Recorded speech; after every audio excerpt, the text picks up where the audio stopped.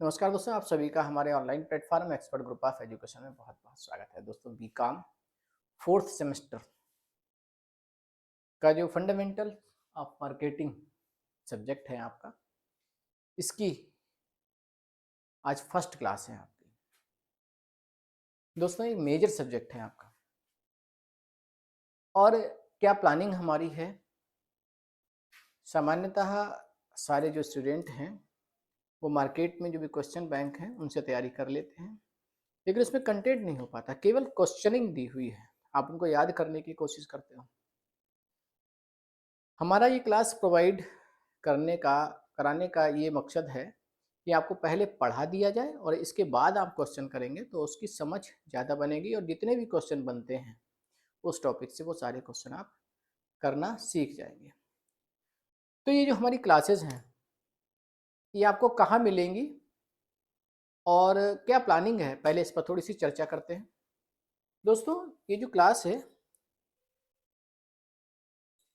आप अपने मोबाइल के प्ले स्टोर पर जाइए और वहाँ से लिखिए आप एक्सपर्ट ग्रुप ऑफ एजुकेशन। जब आप एक्सपर्ट ग्रुप ऑफ एजुकेशन लिखेंगे तो आपको ये वाला लोगो ऐसा एक एप्लीकेशन मिलेगा, इसको आप डाउनलोड कर लीजिए। इसे डाउनलोड करने के बाद स्टूडेंट लॉगिन पर जाइए, लॉगिन कर लीजिए आप और वहाँ से आप क्लास ले सकते हैं। ये क्लास क्या हम आपको कैसे तैयारी कराएंगे उसका थोड़ा सा हम आपको बता देते हैं। दोस्तों, ये है कि जैसे आपकी क्लास में जो रूहेलखंड यूनिवर्सिटी है हमारी MGPRU, यहाँ से जो संबंधित जितने भी कॉलेज हैं वहाँ पर कॉमर्स जो बच्चे पढ़ते हैं, बीकॉम की तैयारी करते हैं, तो उन्होंने जो सिलेबस डाल रखा है आपका, उसमें जो फंडामेंटल ऑफ मार्केटिंग है उसमें 4 यूनिट है। First unit, second unit, third unit और फोर्थ यूनिट, ये 4 यूनिट है। हमने चारों यूनिट में यानी एक एक यूनिट में जो भी टॉपिक दिए हैं ये टॉपिक वाइज हमने वीडियो बना दी है। और दोस्तों, जो हमने टॉपिक वाइज वीडियो बनाई है तो एक एक यूनिट में 5 से 6 लेक्चर तक हुए हैं। और दोस्तों, यहाँ पर जो हमने एक्सप्लेन किया है वो अच्छे से एक्सप्लेन किया है, गहराई में जाके अच्छे से और सरल भाषा में एक्सप्लेन करने की कोशिश की है। अब इसके बाद हम जो एक लेक्चर लेते हैं और हर लेक्चर के बाद 20 से 25 क्वेश्चन रहते हैं जो हमने अभी पढ़ाया है, जैसे अभी हम आपको पढ़ाएंगे और इसके बाद हम 20-25 क्वेश्चन करेंगे तुरंत। तो एक प्रैक्टिस हो जाएगी कि जो आपने पढ़ा और उसका आपको प्रैक्टिस करनी क्वेश्चन की। ऐसे ही सारे यूनिट में 5 से 6 लेक्चर रहते हैं, या जितना बड़ा यूनिट होगा तो लेक्चर घट या बढ़ सकते हैं। हमारे एक लेक्चर की जो मिनट रहेंगे वो 30 मिनट से 40 मिनट तक या 50 मिनट तक जा सकते हैं, जैसा लेक्चर बड़ा या छोटा होगा। हाँ, न्यूमेरिकल होगा तो थोड़ा लंबा जा सकता है, लेकिन बोरिंग नहीं लगेगा, ये गारंटी है। तो ये दोस्तों लेक्चर रहेंगे और हर लेक्चर में हमारे क्वेश्चनिंग रहेगी, MCQ क्वेश्चन रहेंगे। और दोस्तों, एक चीज और, एक एक यूनिट से हमने 5-5 टेस्ट बनाए हैं जो 25-25 क्वेश्चन के हैं। हर यूनिट से 5-5 टेस्ट होंगे, 5-5 6-6 टेस्ट होंगे जो 25-25 क्वेश्चन के होंगे, जो इसी एप्लीकेशन पर आपको मिलेंगे।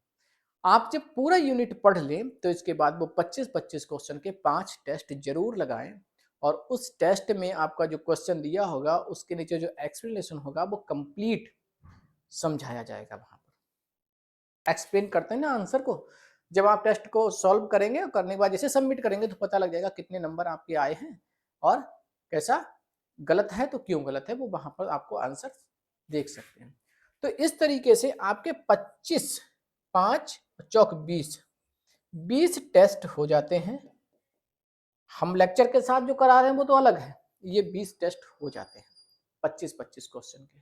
तो 20 टेस्ट से ही आपकी बहुत अच्छी तैयारी हो जाएगी। लेकिन इसके साथ साथ हमने एक चीज और की है, आपके 75-75 क्वेश्चन के, क्योंकि पेपर में आपके 100 क्वेश्चन आते हैं 100, और 100 में से 75 आपको करने होते हैं। हमने 75-75 क्वेश्चन के 10 टेस्ट और बनाए हैं, 10 टेस्ट। ये 10 टेस्ट जो होंगे वो सब्जेक्ट के अकॉर्डिंग होंगे। जैसे फंडामेंटल ऑफ मार्केटिंग है, तो जो चारों यूनिट पढ़ लेंगे आप, इसके बाद वो टेस्ट आपको लगाने हैं।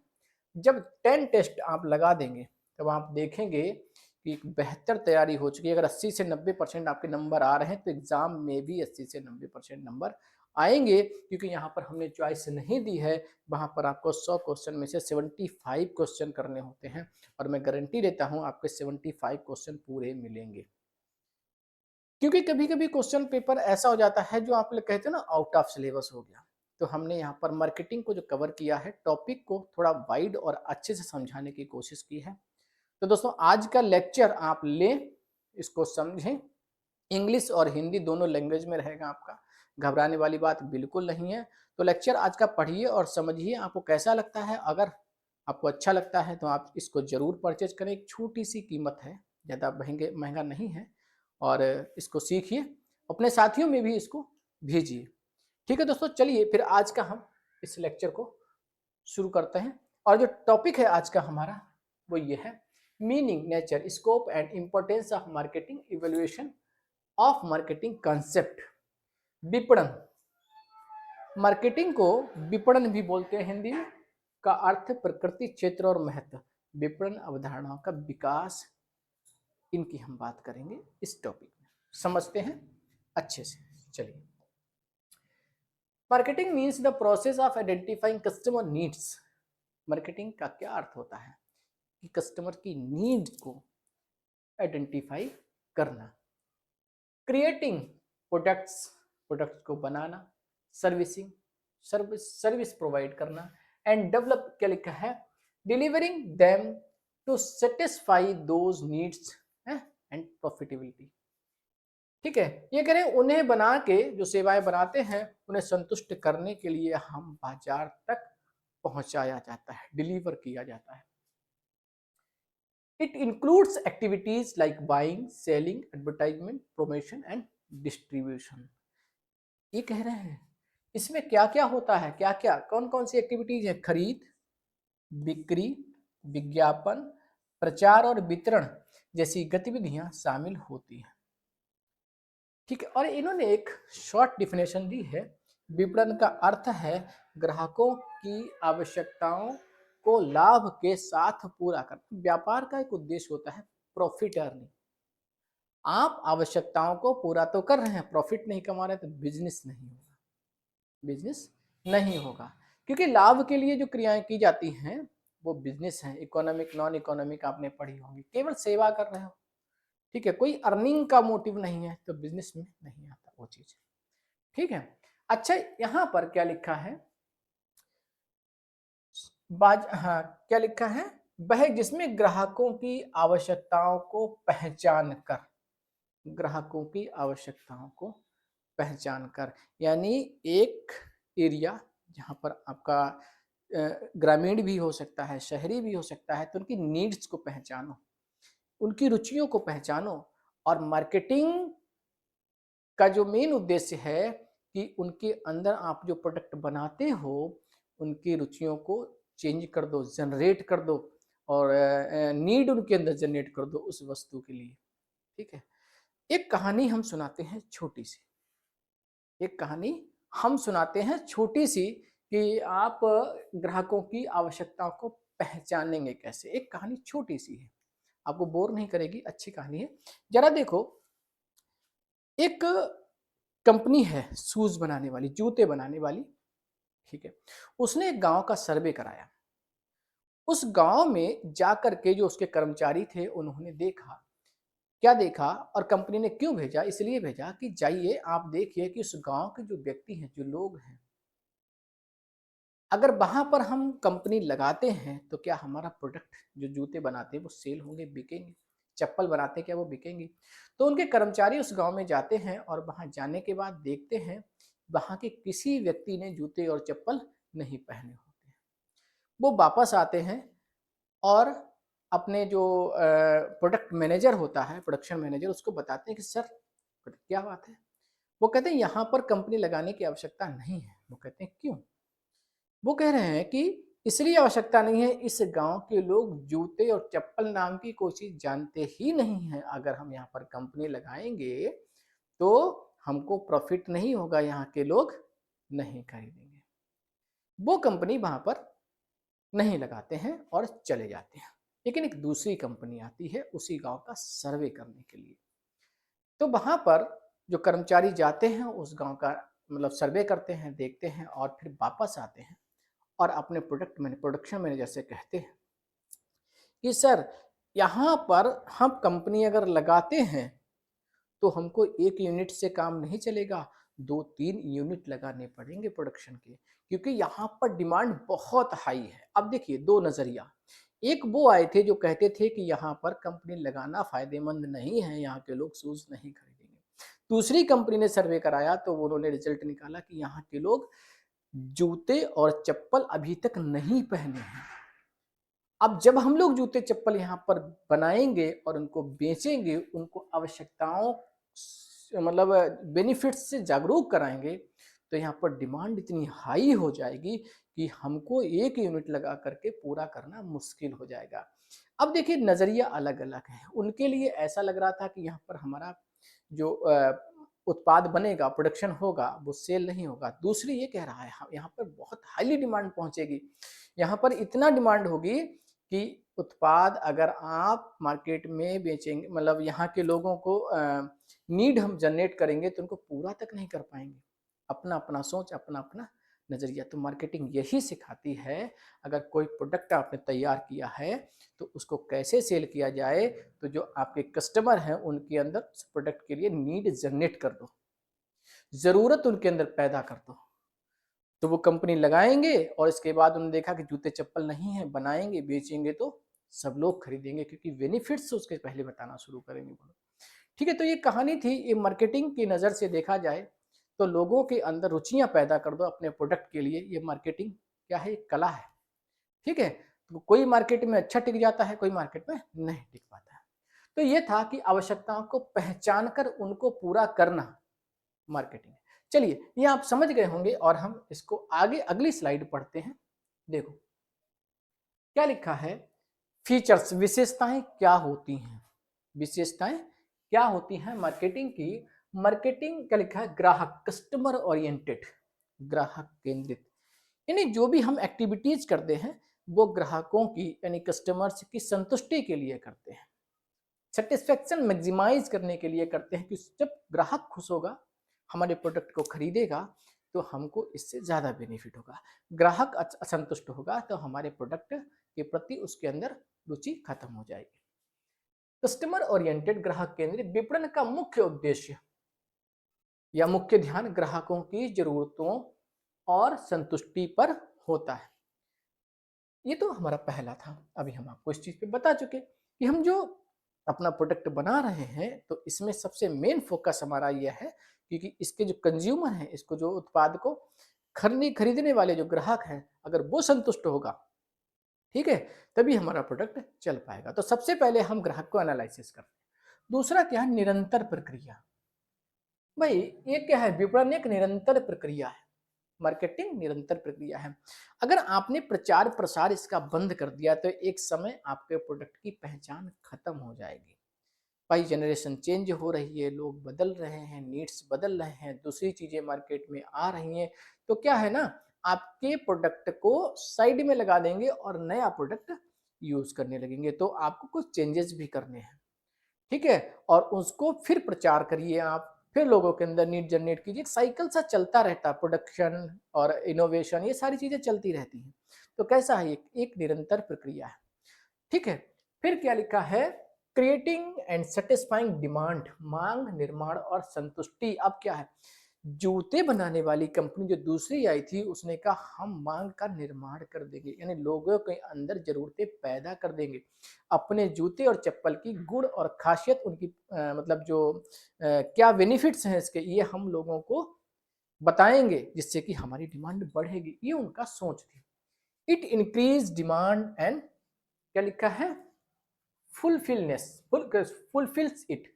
ठीक है, मांग उत्पन्न करना और उनको पूरा भी करता है। ये था क्या लिखा है, एक्सचेंज प्रोसेस, विनिमय प्रक्रिया, इसमें वस्तुओं और सेवाओं का मूल्य धन के बदले आदान प्रदान होता है। हम कुछ वस्तुएं देते हैं, वो हमको धन देते हैं, या हम सर्विसेज देते हैं, वो हमको धन देते हैं।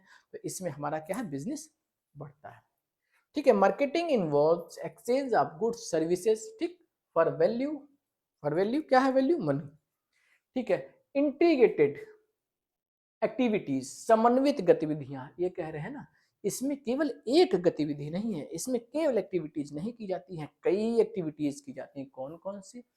It includes many activities like product, price, promotion and distribution. इसमें मूल्य, उत्पाद, प्रचार और वितरण जैसी कई गतिविधियां शामिल होती हैं। ठीक है, यानी हम अपने प्रोडक्ट को भी अच्छी क्वालिटी का बनाएं, वैल्यू भी कुछ ऐसी रखें या ऐसी एक्साइटेड वैल्यू रखें जिससे कि और डिस्काउंट वगैरह चलते नहीं है, आपने देखा मॉल वगैरह होते हैं तो उसमें एक समय होता है रक्षाबंधन है, भैया दूज के त्यौहार वाले होते हैं, उसमें डिस्काउंट निकालते हैं। अगर देखा जाए तो कहीं ना कहीं डिस्काउंट आपको लगता है कि डिस्काउंट है, लेकिन होता है, इतना भी नहीं होता है कि अपना कोई वस्तु है उस पर लाभ ना कमाए, लेकिन एक योजनाएं निकालते हैं इस तरीके की, इतना एक्साइटेड प्लान होते हैं कि आप उनको खरीदने पहुंच ही जाते हो। आपके पास कूपन्स आते हैं, 1000 पर 1000 की खरीद, 1500 पर 1000 की, मतलब फ्री है। इस तरीके से बहुत सारी चीजें डिस्काउंट वगैरह आते हैं। तो ये क्या है, इनका मार्केटिंग का एक तरीका है। ठीक, गोल ओरिएंटेड, लक्ष्य उन्मुख, marketing aims at profit and customer satisfaction. ये कह रहे हैं मार्केटिंग का जो उद्देश्य होता है वो एक रहता है, कौन सा? कस्टमर्स की नीड को संतुष्ट करना, पूरा करना और लाभ कमाना। कस्टमर खुश है तो हमको लाभ होता रहेगा। डायनामिक नेचर है, गतिशील है, यह बाजार और ग्राहकों की पसंद के अनुसार बदलता रहता है। जैसे जैसे ग्राहकों की रुचियां बदलती हैं तो हमको अपना मार्केटिंग, अपना प्रोडक्शन, अपने जो भी चीजें हैं प्रोडक्ट चेंज करने पड़ते हैं उनके अकॉर्डिंग। ठीक है, वाइड स्कोप, विस्तृत क्षेत्र, क्या लिखा है? It covers activities from production to after sale service. इसका उद्देश्य उत्पादन से लेकर बिक्री के बाद की सेवा तक फैला होता है। ठीक है, ये कह रहे हैं उत्पादन के बाद बिक्री हो जाती है, उसके बाद की भी सेवाएं प्रोवाइड करते हैं। गारंटी वारंटी क्लेम करते हो ना। अब जरा देखिए, जहां पर आपको प्रोडक्ट दुकान पे ले जाके, जैसे उन्होंने कहा ना सर्विस सेंटर, और सर्विस सेंटर 100 किलोमीटर दूर है, आपको जाना पड़े, और एक ऐसा प्रोडक्ट हो जहां पर आपको कोई कोई भी डिफेक्ट है या कोई भी खराबी हो गई है आपके प्रोडक्ट में, तो घर पे होम रिपेयरिंग की फैसिलिटी दे रहा है, तो आप कौन सा खरीदेंगे? जो होम रिपेयरिंग की फैसिलिटी दे रहा है। इसका मतलब तो एक ने कंपनी ने क्या किया, आपको जो रिपेयरिंग वाला बंदा है या जो भी है सर्विसेज आपके घर पे प्रोवाइड करा रहा है, एक आपको लेके जाना पड़ रहा है। तो मेरे मेरे हिसाब से कि जो घर पे सर्विसेज प्रोवाइड कर रहा है उसका प्रोडक्ट ज़्यादा बिकेगा। और आज के ज़माने में किसके पास इतना टाइम है कि उसको लेकर के जाए? ठीक है, तो ये क्या है, एक मार्केटिंग का एक तरीका है, आफ्टर सेल सर्विस है, सेल के बाद के सर्विसेज। वाइड स्कोप, एक है कह रहे हैं, हाँ ये तो हमने बता दिया आपको कि इसके बाद का भी सर्विसेज प्रोवाइड होती की जाती हैं, सेल के बाद की भी। इसके बाद देखिए, nature end of marketing, marketing की प्रकृति कैसी है? विपणन केवल बेचने की प्रक्रिया नहीं है, केवल प्रोडक्ट को बेच दिया तो इसका मतलब हमारा काम खत्म हो गया, ऐसा नहीं है। बल्कि यह ग्राहक केंद्रित प्रक्रिया है जो ग्राहकों की आवश्यकताओं को पहचानने और उसको संतुष्ट करने पर आधारित है। ये क्या है, आप जो ग्राहक हैं, कस्टमर हैं, उनको नीड को पहचानो और उनको संतुष्ट करो। नीड जनरेट कर दो अपने प्रोडक्ट के लिए, अगर कोई नया कुछ आपने प्रोडक्ट बनाया है तो। ठीक है, क्या लिखा? Market is not just selling, it is a customer oriented process that focus on identifying, create and satisfying customers need. ठीक है, ये करें कस्टमर्स की नीड को सेटिस्फाई करने के लिए। ठीक है, तो हम क्या करते हैं? प्रयास करते हैं। अब इन्होंने कुछ विशेषताएं ये बताई हैं कुछ पॉइंट्स में, देखिए, सॉरी, प्रकृति पहला हम बता चुके हैं, जो हमने विशेषताएं पढ़ी थी, कुछ पॉइंट्स यहां से। ठीक, ग्राहक उन्मुख, कस्टमर ओरिएंटेड, हम बता चुके हैं कि ग्राहकों की जरूरतों को ध्यान में रख करके। लक्ष्य उन्मुख उन्मुख गोल ओरिएंटेड, लाभ और विकास प्राप्त करना। हमारा मेन मकसद तो प्रॉफिट जनरेट करना है, लेकिन कैसे? जो हमारे कस्टमर्स हैं उनकी नीड को सेटिस्फाई करके। नेक्स्ट क्या, समन्वित integrated product, price, place, promotion, ये सारे हम वर्किंग इसमें करते बता चुके। डायनामिक है ये भी हम आपको बताए, निरंतर है ये भी हम आपको बता चुके हैं। विनिमय प्रक्रिया एक्सचेंज है, ये सारे पॉइंट्स हम आपको विशेषताओं में भी बता चुके हैं, लेकिन एक पॉइंट इसमें दिया था प्रकृति कैसी है, तो इसलिए हमने कुछ पॉइंट इस तरीके से निकाल दिए ताकि आप कंफ्यूज ना हो। लगभग विशेषताएं और प्रकृति सेम होती है, ठीक है। आगे देखते हैं हम लोग scope of marketing. Scope of marketing क्या है, विपणन का क्षेत्र। ये कह रहे हैं मार्केटिंग में काम क्या क्या किए जाते हैं। विपणन का क्षेत्र बहुत व्यापक है, केवल सेल तक ही नहीं होता कि सेल हो गई और हमारा बिक गया प्रोडक्ट, ये नहीं है, इसके बाद भी बहुत कुछ है। क्या क्या होता है इसमें, उत्पाद के निर्माता से लेकर, उत्पाद को निर्माता से लेकर यानी प्रोडक्शन से लेकर उपभोक्ता तक पहुंचा दिया, ठीक है, पहुंचाने तक की सभी गतिविधियां शामिल होती हैं, और ये भी होती हैं पहुंचाने के बाद, आफ्टर सेल सर्विस भी हम प्रोवाइड करते हैं। देखिए ये देखिए मेन एरियाज, ये हिंदी वाला पोर्शन है और ये आपका इंग्लिश वाला पोर्शन है, ठीक। अब जरा देखो, market research, understanding customer needs. सबसे पहले देखिए रिसर्च करने गए थे वो दो व्यक्ति, एक कंपनी थी उसने रिसर्च कराया और दूसरी कंपनी थी उसने भी रिसर्च कराया। एक को रिसर्च में ये निकला कि यहाँ के लोग जूते जो है ना खरीदेंगे ही नहीं क्योंकि इन्होंने कभी पहने ही नहीं, और दूसरी कंपनी कह रही है यहाँ के लोग जूते बहुत खरीदेंगे क्योंकि ये इस चीज को नहीं जानते हैं, हम इनके बेनिफिट्स बताएंगे और ये लोग जूते खरीदेंगे, ठीक है। तो क्या लिखा, बाजार अनुसंधान, हम मार्केट को रिसर्च करेंगे, क्या करेंगे, ग्राहकों की जरूरतों को समझेंगे। पहला, उत्पाद योजना, प्रोडक्ट प्लानिंग, उत्पाद का विकास यानी हम ग्राहकों की रुचियों को समझेंगे, उसके अकॉर्डिंग अपने प्रोडक्ट को डेवलप करेंगे, बनाएंगे। Design and developing product. फिर क्या लिखा, pricing, deciding price strategy, decide price strategy, तो प्लानिंग करो हम प्राइस क्या रखने वाले हैं, ठीक है, वहां के लोग कैसा प्राइस चाहते हैं, है ना, क्योंकि आपका वहां के लोगों का इकोनॉमिक जो भी लेवल है, आर्थिक स्तर है, उसको भी ध्यान में रख करके प्राइस तय करना पड़ेगा। आपने देखा होगा कभी कभी एरिया के अकॉर्डिंग प्राइस घटता बढ़ता है। एक हाई सोसाइटी, ठीक है, वीआईपी लोग रहते हैं और एप्पल आप खरीद रहे हो, एप्पल की मार्केटिंग बेच रहे हो, तो वहां पर एप्पल आप 250 से 300 रुपए किलो तक बेच सकते हो। और एक जहां पर मीडियम लोग रहते हैं, ठीक है, तो वहां पर ऐसा एप्पल आप बेचोगे या उसका प्राइस आप रख सकते हो 150 है, 100 है, ठीक है, इस तरीके का प्राइस भी चेंज होते रहते हैं, है ना। तो प्राइस कहाँ से डिसाइड करेंगे आप, ठीक है, तो ये कह रहे हैं ये भी एक स्ट्रेटेजी है, रणनीति है कि प्राइस क्या रखना है, ये भी मार्केटिंग के अंदर तय किया जाता है। नेक्स्ट क्या है, promotion, advertising, sale, promotion and branding, ठीक है। तो प्रमोशन, मार्केट में अपने प्रोडक्ट को कैसे हम बेचेंगे, कैसे प्रमोट करेंगे, तो ये भी मार्केटिंग में तय किया जाता है कि एडवर्टाइजमेंट, सेल, प्रमोशन और ब्रांडिंग, ब्रांडिंग का पहचान है आपकी, ठीक। ठीक है, distribution, channels of distribution and logistic. Logistic दोस्तों जो होता है ना वो ट्रांसपोर्टेशन से निकला है, परिवहन, क्या है, ये परिवहन है, मतलब कैसे आप पहुंचाएंगे, ठीक है, कैसे पहुंचाएंगे, डिस्ट्रीब्यूशन कैसे करेंगे, ये सारी चीजें, ठीक। कुछ लोग ऑनलाइन डिस्ट्रीब्यूट करते हैं, ऑनलाइन बेचते हैं, ठीक है, कुछ लोग फुटकर विक्रेताओं इनके द्वारा बेच देते हैं, ठीक है, और कुछ लोग थोक विक्रेता, फुटकर विक्रेता, इस तरीके से, और कोई इस तरीके से बेचा जाता है कि कंपनी से सीधे ग्राहक को माल बेच दिया जाता है। तो ये आपकी एक डिस्ट्रीब्यूशन रणनीति हो सकती है। Customer service, after sale service and satisfaction, बिक्री के बाद की सेवाएं, जैसे आपने, मैंने कहा नहीं आपके गारंटी वारंटी जो क्लेम किया जाता है, ठीक है, और इसके बाद जो जैसे मान लीजिए आपने गारंटी क्लेम किया और उनका रिप्लाई तुरंत मिलता है तो आप खुश होते हो कि कोई बात नहीं, खराब हुआ कोई बात नहीं, लेकिन हाँ ये गारंटी 1 साल की है।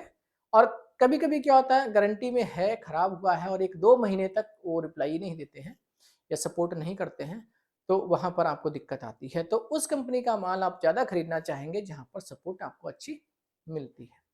तो यह है ग्राहक सेवा, कस्टमर सर्विस बिक्री के बाद ही। मैंने कुछ लोगों को ऐसा भी देखा है कि माल ले जाने के बाद, यानी बेच दिया कंपनी जो है, कंपनी ने माल बेच दिया, तो उनके कस्टमर केयर जो अधिकारी होते हैं वो समय समय पर पूछते रहते हैं कि आपका प्रोडक्ट कैसा चल रहा है, कोई दिक्कत तो नहीं आ रही है। फिर कहते हैं अगर दिक्कत नहीं आ रही है तो हमारे प्रोडक्ट को रेट भी करें, फीडबैक भी दें।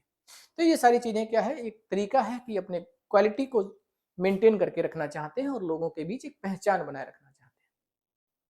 फिर इसके बाद क्या, packaging and labelling, product promotion.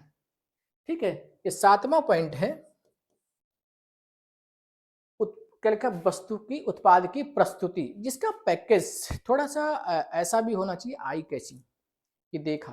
तो बच्चे आजकल क्या करते हैं ना, प्रोडक्ट जितना ज़्यादा ऊपर से पैकेजिंग अच्छी होगी तो उसको ज़्यादा एक्सेप्ट करते हैं लोग, और जिसकी पैकेजिंग ढीली ढाली है, बेकार है, या थोड़ा सा भद्दी सी है, तो उसको कम पसंद करते हैं लोग। ठीक है, तो पैकेजिंग क्या होता है, आपकी जो प्रोडक्ट है उसको डिमांड इंक्रीज कर देता है।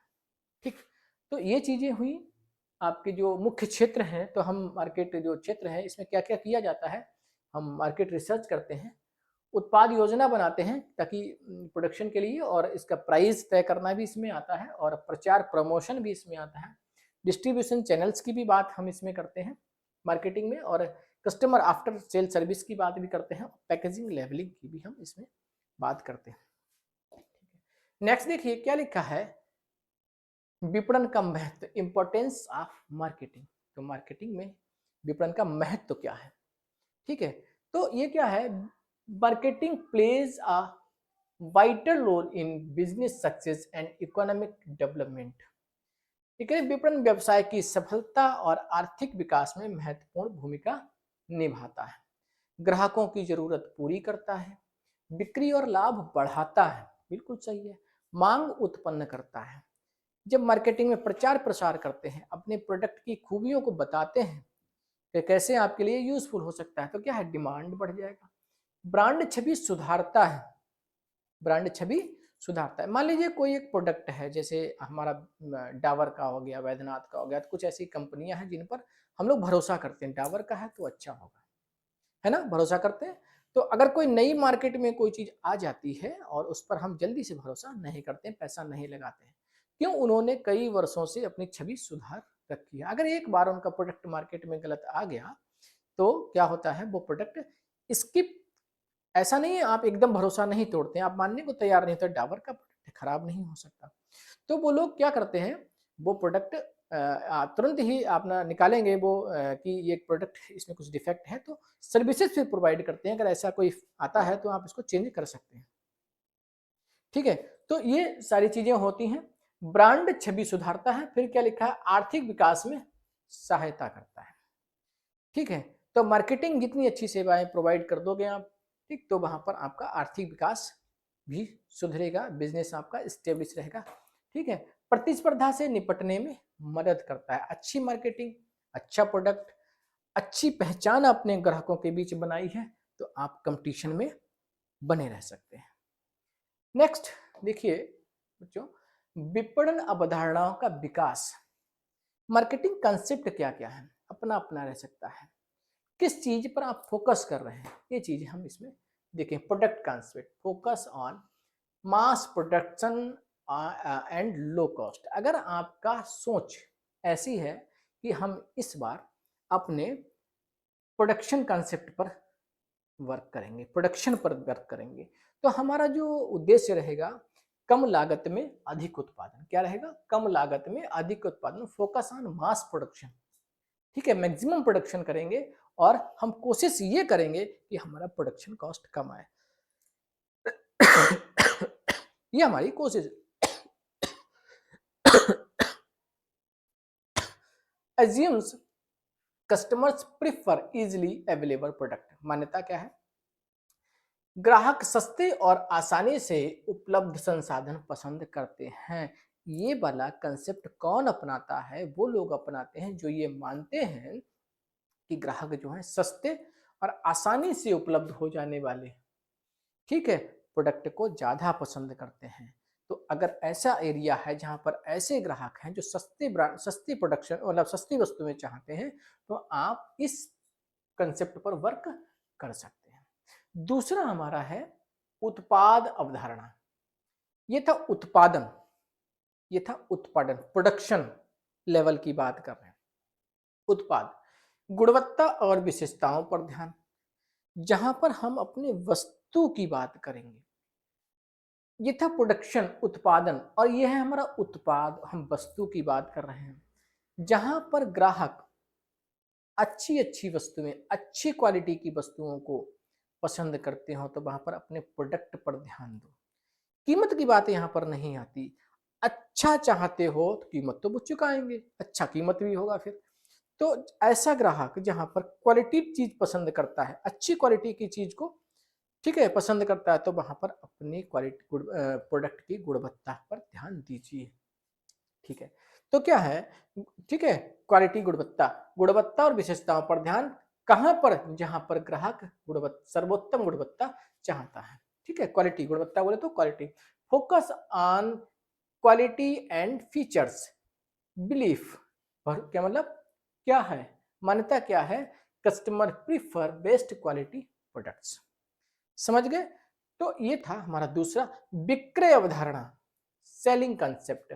Focus on aggressive selling and promotion, जहां पर क्या है, आक्रामक बिक्री और प्रचार पर जोर हो। मतलब एक कंपनी ये है और एक कंपनी ये है, दोनों कंपनियों में होड़ मची है कि अब की बार सेलिंग किसकी ज्यादा रहने वाली है।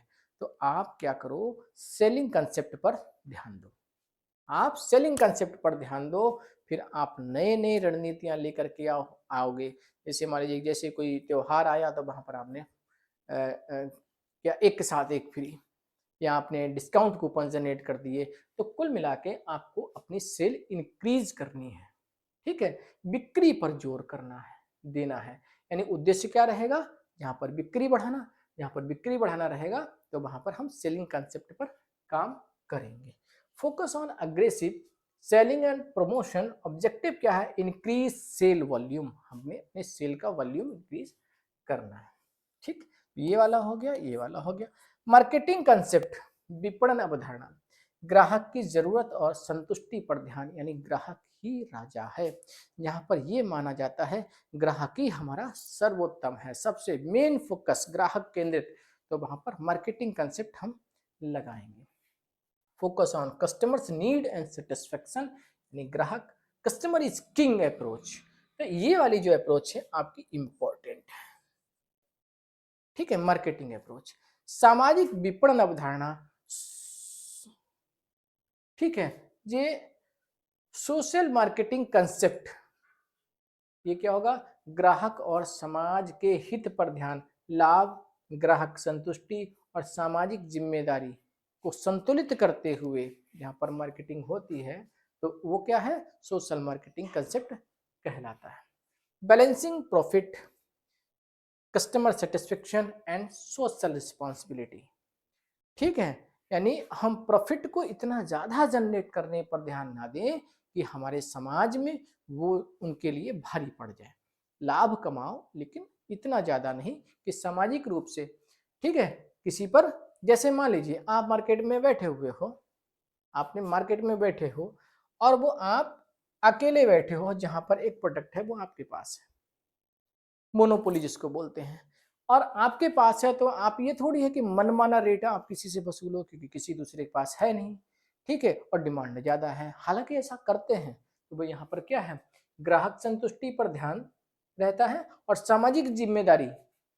ठीक है, तो समाज की जिम्मेदारी क्या है कि आप इतना ज्यादा हाईली बेनिफिट के चक्कर में इतना हाई प्राइस ना रखें जिससे कि समाज के लिए जो एक्सेप्ट करने लायक ना हो।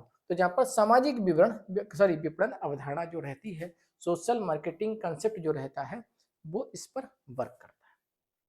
ठीक है, तो दोस्तों ये थे हमारे कंसेप्ट, और अगला पॉइंट है हमारा, चलिए अब हमारा जो आज का जो टॉपिक था वो हमने फिनिश किया। अब हम लोग क्वेश्चन करेंगे, क्वेश्चन करेंगे, और जो हमने पढ़ा है इसी पर क्वेश्चन है। मैंने आपसे क्या कहा था, हम पढ़ेंगे उसके बाद 20, 22, 25 जो भी है क्वेश्चन करेंगे। ठीक है, ये भी क्वेश्चन आप पढ़ेंगे तो यही से सारे क्वेश्चन आएंगे, लेकिन फिर भी हमने आपके टेस्ट बनाए हैं, जैसे बताया था। चलिए हम देखते हैं ये विपणन क्या है। अब आप देखो, केवल शब्द जो होता है ना वो सीमितता को दर्शाता है, नैरो थिंकिंग को प्रमोट करता है, लेकिन क्या है, आवश्यकताओं का निर्माण और संतुष्टि, ये हम बात कर चुके थे। विपणन का काम है, मार्केटिंग का काम है, ग्राहक के अंदर आवश्यकताओं को जनरेट कर दे और फिर उनको पूरा करने के लिए हम प्रोडक्शन करते हैं और वहां तक पहुंचाते हैं। Creating and satisfying needs, needs को क्रिएट करना और सेटिस्फाई करना। नेक्स्ट क्या है, विपणन मुख्य रूप से किस पर जोर देता है। तो आप ये शब्द अभी हम अंदर पढ़ चुके थे। कौन सा शब्द पढ़ चुके थे, ग्राहक संतुष्टि। क्या पढ़ चुके थे, ग्राहक संतुष्टि हम पढ़ चुके थे।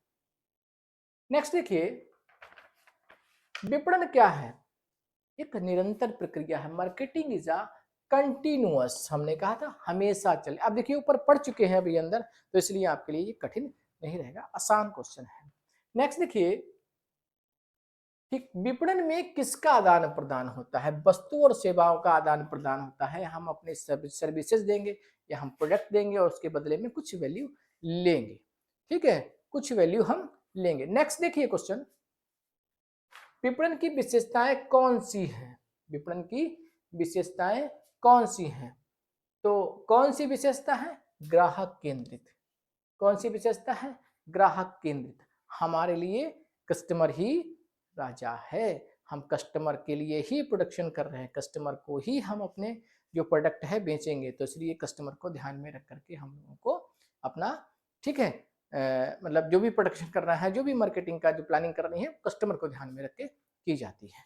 नेक्स्ट देखिए क्वेश्चन, ये विपणन में कौन कौन सी गतिविधियां शामिल होती हैं। तो आपका प्रोडक्ट, उत्पाद, प्रचार और स्थान, ये गतिविधियां क्या है, आपका मार्केटिंग में शामिल होती हैं। आगे देखिए, विपणन की प्रकृति कैसी होती है, कैसी है। अब आप देखिए, हमने डायनेमिक पढ़ी थी ना, डायनेमिक गतिशील प्रकृति है, ठीक है। आगे देखो, विपणन मुख्य रूप से किस पर केंद्रित होता है, ग्राहक संतुष्टि पर। केवल फोकस हमारा लाभ कमाना नहीं होता, ग्राहक संतुष्टि पर। ग्राहक खुश है तो प्रॉफिट तो होगा भाई, सेल बढ़ेगी, हमारी सेल बढ़ेगी तो बेनिफिट बढ़ेगा, हमारा डिमांड बढ़ेगी, ठीक है। नेक्स्ट देखिए, निम्नलिखित में से कौन सी मार्केटिंग मिक्स का हिस्सा नहीं है, प्रॉफिट, ये मार्केटिंग मिक्स का हिस्सा नहीं है। नेगेटिव देखना है, नहीं है। कौन कौन, उत्पाद है, मूल्य है और प्रचार प्रसार, ये हमारा मार्केटिंग मिक्स का हिस्सा है। आगे देखो, बड़े पैमाने पर उत्पादन पर आधारित अवधारणा है, ठीक है। बड़े पैमाने पर उत्पादन, तो वो कौन सा होगा, प्रोडक्शन, प्रोडक्शन अवधारणा। तो हम बड़े पैमाने पर उत्पादन करने की कोशिश करते हैं।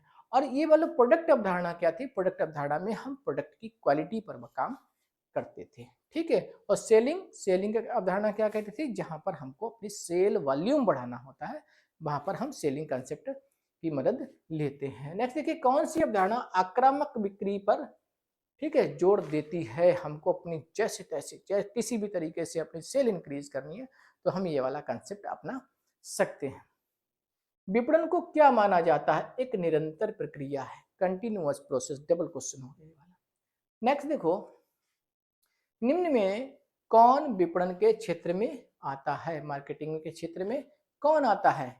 तो मार्केटिंग का क्षेत्र क्या, पैकेजिंग, पैकेजिंग करो, जितना बढ़िया पैकिंग होगी उतना बढ़िया हमारा प्रोडक्ट की डिमांड बढ़ेगी और लोग आकर्षित होंगे। कर्मचारियों की भर्ती, ये तो एचआर का काम है, ह्यूमन रिसोर्स का। और ये लेखा परीक्षण और लेखा की तो अकाउंटिंग से संबंधित है, ठीक है। तो ये आगे देखो, ग्राहक ही राजा है, ग्राहक ही राजा किस में आएगा आपका, ये मार्केटिंग कंसेप्ट में। मार्केटिंग कंसेप्ट में क्या है, ग्राहक ही राजा है। आगे देखो, सामाजिक विपणन अवधारणा में क्या शामिल होता है, लास्ट कंसेप्ट हमने पढ़ा था, समाज कल्याण और ग्राहक संतुष्टि। ग्राहक संतुष्टि, उसमें समाज कल्याण, समाज के हित को ध्यान में रख करके हम लोग मार्केटिंग मैनेज करते हैं, सोशल वेलफेयर के लिए प्रोडक्शन करते हैं, बनाते हैं, समाज सेवा।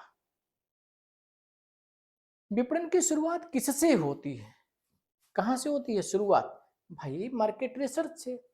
मार्केट रिसर्च के लिए तो दो व्यक्ति गए थे, है ना, उन्होंने, एक ने रिसर्च का रिजल्ट क्या निकाला, दूसरे ने क्या निकाला। अगर रिसर्च हमारा सही बैठा तो मार्केटिंग हमारा प्रोडक्शन होगा और हम मार्केट में टिके रह सकते हैं।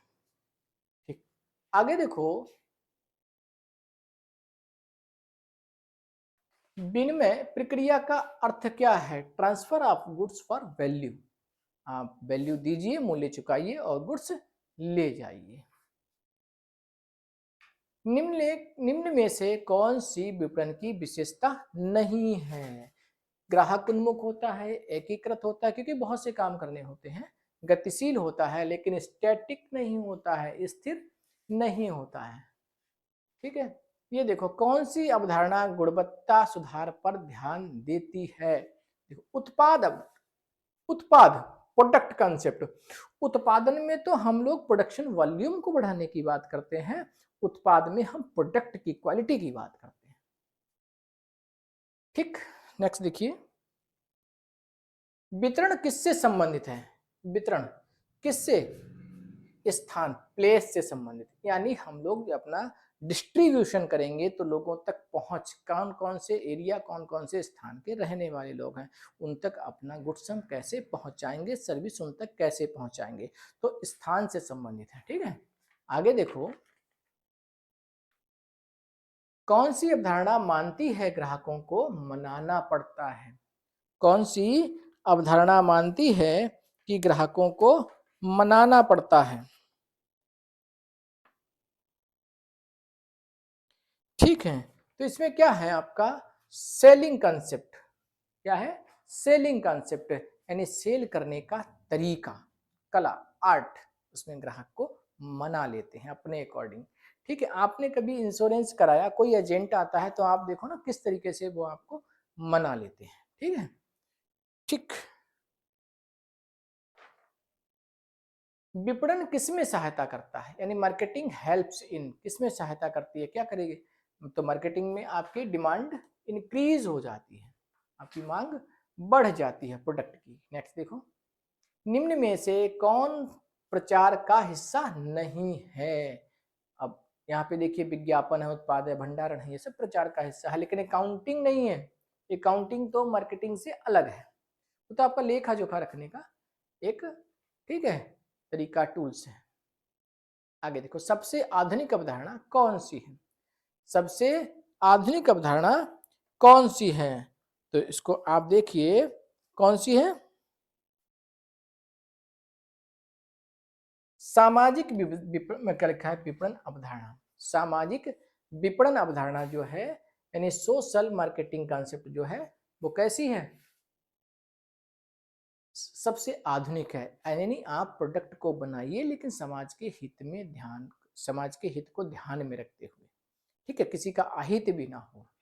ठीक, साधन संसाधनों का उचित यूज हो, अनुचित यूज भी ना करें आप। ठीक है, लाभ कमाने के लिए आप रिसोर्सेज का ऐसा यूज ना करें कि आने वाली पीढ़ी के लिए कुछ ना रह जाए। ठीक है, आगे देखो, विपणन महत्वपूर्ण है, क्यों महत्वपूर्ण है? व्यवसाय के विकास के लिए। व्यवसाय कैसे विकसित होगा? कि जब मार्केट हमारा वाइड रहेगा, मार्केटिंग अच्छी होगी, ग्राहक के अंदर नीड जनरेट करेंगे, उन तक हम अपने प्रोडक्ट पहुंचाएंगे, तो ये सारी हमारा ग्राहक, हमारा बिजनेस क्या है, वो फलेगा। ठीक है, व्यवसाय विकास के लिए। तो ये क्वेश्चन देखिए आप, निम्न में से कौन विपणन का क्षेत्र नहीं है? Which is not scope of marketing. कौन सा नहीं है? कर्मचारी प्रशिक्षण नहीं है। देखिए, मार्केट रिसर्च है, प्राइसिंग है, प्रमोशन है, लेकिन कर्मचारी प्रशिक्षण ये, ठीक है, ये हिस्सा ये नहीं है आपका मार्केटिंग का। फिर क्या लिखा है? विपणन का अंतिम उद्देश्य है, क्या है? लाभ के साथ ग्राहक संतुष्टि, लाभ के साथ ग्राहक संतुष्टि, यानी ग्राहक संतुष्ट रहेगा तो हमको प्रॉफिट होगा, यानी प्रॉफिट हम के साथ आपका ग्राहक संतुष्टि। तो दोस्तों, ये जो थे क्वेश्चन थे आज। अब हमको ये बताइए कि आप इसमें कुछ सुझाव अपना देना चाहते हैं, आप हमको सुझाव दीजिए। ठीक है, अगर पढ़ना चाहते हैं तो आप इसको अपने दोस्तों में डिस्ट्रीब्यूट कीजिए, और अच्छी लगती है तो वीडियो को लाइक करें, सब्सक्राइब करें। ठीक है, और साथियों में शेयर जरूर करें जिससे कि हमारा कुनबा जो है बढ़ जाए। ठीक है, तो आज के लेक्चर को यहीं समाप्त करते हैं। आपका दिन शुभ हो। नमस्कार।